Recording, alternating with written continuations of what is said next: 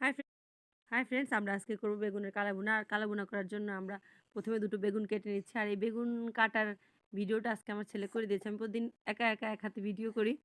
তো আজকে ছেলে একটু হেল্প করলো, ওর একটু ছুটি ছিল। তো কেটে নিয়েছি, কেটে বেগুনটা ধুয়ে পাশে রেখে এখন তেলটা আগে গরম করতে দিয়েছি।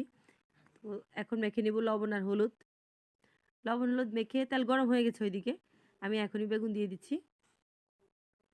তো কালাভুনা করার জন্য সবচেয়ে সহজ উপায় হচ্ছে যতক্ষণ আমি মানে বেগুন চুলায় দিয়েছি এটা যদি ভুলে যাই, অনেকক্ষণ না উল্টানো ফলাফল হচ্ছে বেগুনের কালাভুনা হয়ে যায় আরকি।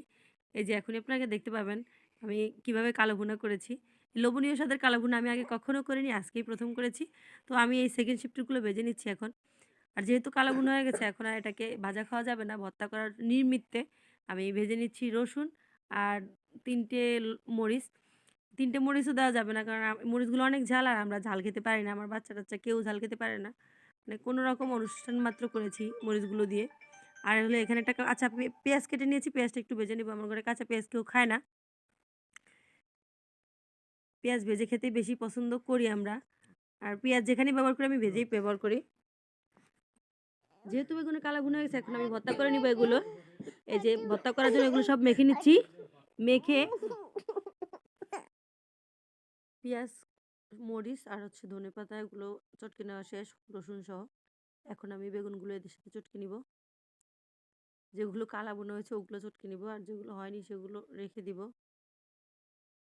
সেগুলো তো ভাজা খাওয়া যাবে কিন্তু কালা বোনাগুলো ভাজা খাওয়া যাবে না, সেগুলোকে ভর্তায় বানাতে হবে।